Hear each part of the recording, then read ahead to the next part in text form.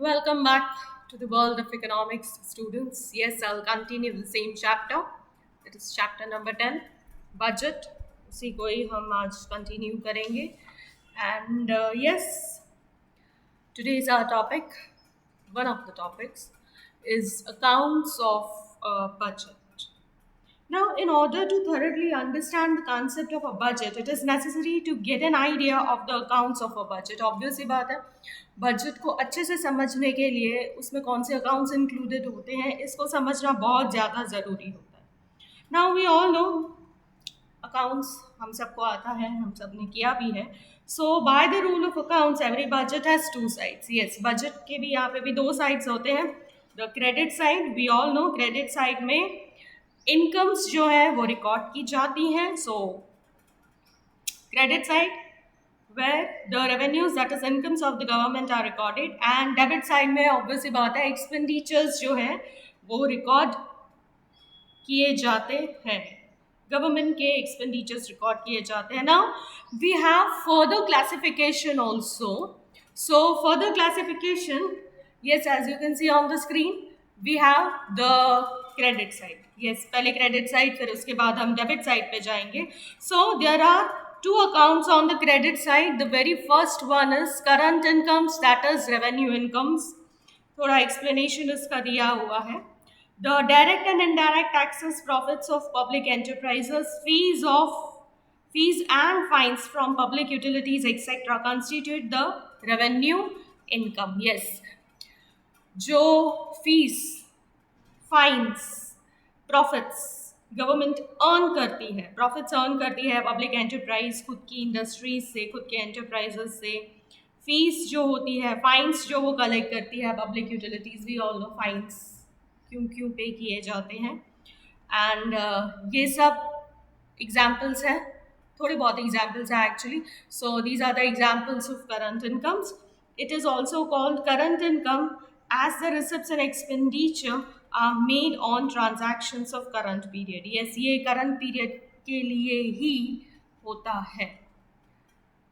So इसीलिए नाम भी इसको current दिया गया है. Let us move on to the next one, that is the capital incomes. Now, as I said, we all are commerce students, so we all know actually current incomes क्या होती हैं, capital incomes क्या होते हैं, but still we need to study when it comes to the topic of budget. So capital incomes में these receipts are from transactions which have long term or continuous impact on government funds. Yes, capital incomes जो होते हैं उनका impact हमेशा long term रहता है, लंबे time तक के लिए रहता है. सो यहाँ पे भी फॉर लॉन्ग टर्म और continuous impacts on government funds, income generated by the government in the form of borrowings from the market in own country and abroad, borrowing from central government, income from disinvestment, etc., are recorded in the account. Again, the examples are given to you people. Disinvestment यानी कि जहाँ पे पहले government ने अपना investment करके रखा था, जिस एंटरप्राइज में गवर्नमेंट ने अपने पैसे लगा के रखे थे, अब वहाँ से उसने अपने पैसे निकाल दिए, तो that is disinvestment. That is example of capital income. इसके अलावा the borrowings from the central bank, central bank से हमने अगर कुछ उधार लिया हो, बोरो किया हुआ हो. And yes, the borrowings from market in own country and abroad, अगर अब्रॉड से भी कुछ लिया गया हो तो वो सब कैपिटल इनकम्स में इंक्लूड होते हैं. Now let us move on the next side. Obviously बात है, पहले क्रेडिट साइड किया था, तो अब हम लोग डेबिट साइड के बारे में करेंगे. Now over here also there are two accounts on the debit side. पहला वाला है current expenditures. So current expenditures के बारे में बताया गया है कि these are expenditures made in current year on salaries of government employees. Yes, current expenditures यानी कि जो expenditures राउंड अबाउट हर महीने करने ही पड़ते हैं. जैसे कि एग्जाम्पल एक आपने सुना है सैलरी. सो सैलरी जो पब्लिक एंटरप्राइजेस में जो काम करते हैं, जो लेबरर्स होते हैं, उनको जो वेजेस भी पे की जाती हैं, तो ये सैलरीज गवर्नमेंट एम्प्लॉयज़ की करंट एक्सपेंडिचर का एग्जाम्पल. आगे बताया गया interest payment on loan taken by the government. अब गवर्नमेंट ने अगर कोई लोन लिया है तो ऑब्वियस ही बात है इंटरेस्ट पे करना पड़ेगा, तो इंटरेस्ट करंट एक्सपेंडिचर का एग्जाम्पल है. pension subsidies, grants, current expenses on defense, etc. Yes, अगर we all know government pension pay करती है, सब्सिडीज ग्रांट्स जो भी प्रोवाइड करती है, जैसे स्कूल्स को प्रोवाइड करती है, डिफेंस पे जो उनके करंट एक्सपेंसेस होते हैं, ये सब एग्जाम्पल्स करंट एक्सपेंडिचर्स के होते हैं। Next we move on to capital expenditures. These are expenditures on transactions which have long-term or continuous impacts on government funds. Yes, जैसे हम लोगों ने करंट इनकम में स्टडी किया था, वहाँ पे हमने रिसिप्ट्स के हिसाब से स्टडी किया था, यहाँ पे हम खर्चे के हिसाब से स्टडी करेंगे कि यहाँ पे भी ऑब्वियसली बात है इम्पैक्ट लॉन्ग टर्म या कंटिन्यूस रहेगा.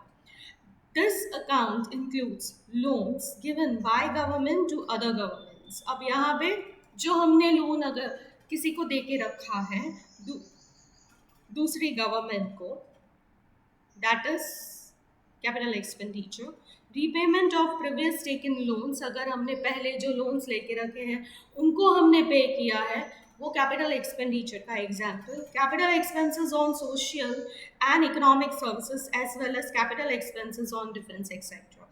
ये सोशल इकोनॉमिक सर्विसेज पे या कैपिटल एक्सपेंसेस ऑन डिफेंस, यानी कि जिसे हमने रिसेंटली प्लेन्स खरीदे, वो एग्जाम्पल कैपिटल एक्सपेंडिचर का है. There are many other examples of all incomes and all expenditures. So finally we conclude that first a budget has two accounts: current account which records current incomes and expenditures, and B, that is capital account which records capital incomes and expenditures. So यहाँ तक हम लोगों ने देखा accounts के बारे में, accounts of budget के बारे में. Let me start with a new topic in the C class itself, that is related to, yes, goods and service tax. In short it is known as GST. पहले इसका introduction है. So under a democracy a country has to incur expenditures after widespread activities. वो हम सब जानते हैं कि democratic country को बहुत सारे खर्चे करने पड़ते हैं, डेवलपमेंट के लिए खर्चा करना पड़ता है, बहुत सारे एक्सपेंसेस इनकर करने पड़ते हैं. हम लोगों ने उसके एग्जाम्पल्स भी अभी अभी देखे. Besides, a developing economy has to make increasing investment in public utilities. Yes, country को डेवलप करना है तो पब्लिक यूटिलिटीज़ में इन्वेस्टमेंट तो कंपलसरी है, मस्ट है. वो भी हम पिछले टॉपिक्स में डिस्कस कर चुके हैं इसी चैप्टर के. To meet increasing expenditures a state, that is government, must raise incomes. Obvious ही बात है, सरकार अगर खर्चा करती है तो सरकार को इनकम भी तो चाहिए, तभी वो खर्चा कर पाएगी. Taxes are important source of revenue और income for a state government. State और गवर्नमेंट मतलब टैक्सेस जो है वो बहुत इंपॉर्टेंट हिस्सा होते हैं. बहुत सारा इनकम गवर्नमेंट का in the form of taxes आता है. Taxes are classified in two broad categories as direct taxes and indirect taxes. Yes, taxes दो बड़ी categories में divided होते हैं. पहला direct and the other one is indirect taxes. Now in India all forms of government यहाँ पे आपको बताया गया है. all forms में central, state and local governments include होती हैं. तो ये तीनों जो हैं have been collecting various types of indirect taxes. Yes, ये तीनों, that is central, state and local government, जो ये बहुत सारे टाइप के अलग अलग टैक्सेस जो है वो लेते रहते हैं, indirect taxes. However, the government of India made constitutional amendments and introduced a common tax called goods and service tax in lieu of many indirect taxes. In lieu of many indirect taxes यानी कि बहुत सारे indirect taxes की जगह पे हमारी government ने change लाए, कॉन्स्टिट्यूशनल अमेंडमेंट्स यानी कि कॉन्स्टिट्यूशनल चेंजेस लाए, और उन्होंने बहुत सारे इनडायरेक्ट टैक्सेस की जगह पे GST, that is goods and service tax, introduce किया था. अब उन्होंने ये कब इंट्रोड्यूस किया था? ये एप्लीकेबल चालू हुआ था 1 जुलाई 2017 से. Yes, GST became applicable from 1 July 2017. A common tax introduced in lieu of several indirect taxes imposed by the central and state government in India came to be known as goods and service tax. That is GST. वही चीज repeat की गई है यहाँ. Now, so we move on to the meaning. अब meaning में हमको बोला गया है the goods and service tax in short it is known as GST, as you can see on the screen also, is an indirect tax levied on supply of goods and services. अब नाम से ही मालूम चल जाता है कि ये goods and services पे लगाए गए हैं. The common tax introduced by replacing various indirect taxes levied by the central and state government on goods and services is known as goods and service tax. Now ये भी चीज़ वापस से बोली गई है कि ये एक कॉमन टैक्स है जो बहुत सारे इनडायरेक्ट टैक्सेस की जगह पर लगाया गया है, उसको रिप्लेस किया गया है.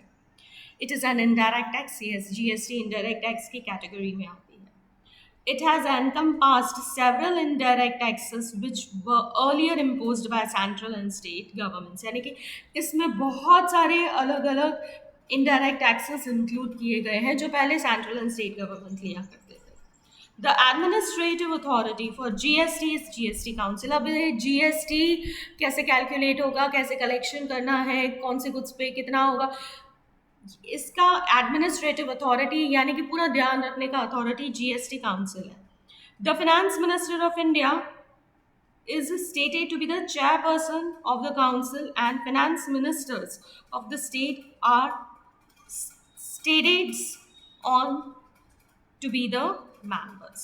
अब जो फाइनेंस मिनिस्टर है हमारे कंट्री के, वो चेयरपर्सन है जीएसटी काउंसिल के, और उनके अंदर के जो मिनिस्टर्स हैं, जो फाइनेंस मिनिस्टर्स हैं, वो पूरा ध्यान इसका रखते हैं. And obviously we have administrative authority also. अब हमारे को यहाँ पे indirect taxes replaced by GST बताया गया है. So indirect taxes replaced by GST are noted, पहला ए वाला. So indirect taxes of the centre replaced by GST. पहले हम लोग देखेंगे सेंट्रल गवर्नमेंट की तरफ से जो रिप्लेसमेंट हुआ है, that is central sales tax CST. Second बताया गया central excise duty and additional excise duties, additional custom duties से सर्विस टैक्स. ये सब जो है इनडायरेक्ट टैक्सेस वो रिप्लेस की गई हैं by GST. Now B1, indirect taxes of state and union territories replaced by GST. पहले हम लोगों ने सेंट्रल गवर्नमेंट पढ़ा था, अब हम लोग स्टेट्स एंड यूनियन टेरिटरीज का देखेंगे. तो पहला value added tax, that is VAT, purchase tax, octroi, sales tax, entertainment tax and entry tax. Now you all know octroi क्या होता है, सो ऑब्वियसली बात है, I need not explain. Thus, several indirect taxes are replaced by only one tax on goods and services. Yes. However, the basic custom duty is not substituted by GST. Basic custom duty replace नहीं की गई है by GST. बाकी several indirect taxes जो है वो replace कर दिए गए. Now let us move on to the next topic, that is the reasons for introduction of GST. आखिर हमें ज़रूरत क्या पड़ी, what was the need for the introduction of GST, वो हम देखेंगे आगे. Now in federal system of governance in India, most of the direct taxes are collected by the center. अब हमारे गवर्नमेंट का सिस्टम के हिसाब से बहुत सारे टैक्सेस जो है वो सेंट्रल गवर्नमेंट के पास जाते थे, whereas indirect taxes of different types are collected by the center as well as by the states.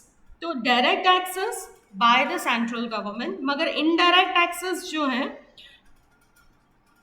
बहुत सारे टाइप्स के, वो दोनों सेंट्रल गवर्नमेंट और स्टेट गवर्नमेंट कलेक्ट करते थे. Now states collect indirect taxes to meet their expenditures. However, prior to GST, the rates of same type of tax were different in different states. No doubt, indirect taxes जो थे, states जो collect करते थे indirect taxes अपने खर्चों के लिए, वो GST के पहले ना अलग अलग स्टेट में अलग अलग रेट्स होते थे. कोई स्टेट में से 7% तो कोई स्टेट में 10% हुआ करता था. Besides, the same goods or service were taxed by the center as well as state. और कभी कभी कोई कोई गुड्स पे तो दोनों गवर्नमेंट के टैक्सेस आते थे, सेंट्रल एंड स्टेट गवर्नमेंट के. Moreover, when a goods or service was transported from one state to another, both the states levied a separate indirect taxes on it. Yes, we all know बहुत सारे goods ऐसे होते हैं जो एक state से दूसरे स्टेट में जाते हैं, तो दोनों स्टेट गवर्नमेंट्स जो थी ना, वो दोनों ही state government separate separate indirect taxes लगाया करती थी. तो ऑब्वियस सी बात है, टैक्स का बर्डन जो है वो बढ़ गया था. Hence the burden of tax and administrative effort of variety of taxes on same goods service also increased. Yes, administrative effort काम भी बढ़ गया था और टैक्स का बर्डन भी बढ़ गया था. इसीलिए जीएसटी इंट्रोड्यूस हुआ था. Hence GST was introduced to. अब आगे हमको 6 रीजंस बताए गए हैं. Impose a single tax on single good or service by elimination of multiple taxation on a single good service. यानी कि इतने सारे टैक्सेस थे, तो उन सबको हटा के उन सबको एलिमिनेट करके सिर्फ एक ही टैक्स लगेगा. The second one is eliminate the difference in tax rates between states for similar goods and services. यानी कि जैसे अभी अभी मैंने आपको एग्जाम्पल दिया कि कोई स्टेट में 7% टैक्स है उसी प्रोडक्ट का, और कोई स्टेट में उसी प्रोडक्ट का 10% टैक्स है. तो ये जो डिफरेंस इन टैक्स रेट्स है, इसको हटाने के लिए अब सब जगह सिमिलर टैक्स रेट रहेगा. The third one is reduce the cost of tax collection and ease the administration of indirect tax collection. Yes, अब इससे टैक्स जो है उसको कॉस्ट ऑफ टैक्स कलेक्शन जो है वो कम हो जाएगा, और एडमिनिस्ट्रेटिव जो वर्क है वो बहुत स्मूथली, वो इजीली होगा, क्योंकि अब वो हर जगह पे सेम है. Make digital procedures of tax collection less complicated. Digital procedures यानी कि with the help of net technology की हेल्प से जो टैक्स प्रोसीजर का जो कलेक्शन होता था वो पहले बहुत ज़्यादा कॉम्प्लिकेटेड होता था, बिकॉज रेट्स अलग अलग थे. अब वो सिंपल हो गया. Fifth one is reduce tax evasion and avoidance and make the indirect tax structure more productive in terms of raising revenues actually. अब इसमें क्या होगा, जो लोग टैक्स कम भरते थे या नहीं भरते थे, अवॉइड करते थे, अब वो टैक्स प्रोसीजर क्योंकि सिंपल हो गया, इजी हो गया, तो बहुत सारे लोग टैक्स जो है वो भरे इसके लिए, एंड इसकी वजह से गवर्नमेंट का इनकम भी इंक्रीज होगा, रेवेन्यूज इंक्रीज होगा. The sixth one is reduce the burden of indirect taxes on people. Yes, इससे लोगों पर भी जो बर्डन था इनडायरेक्ट टैक्सेस का वो कम हुआ. So students, with this I'm done with my today's e-class. I'll continue with the topic of GST in my next e-class, and till that time, yes, you all know you need to take care of yourself. Thank you.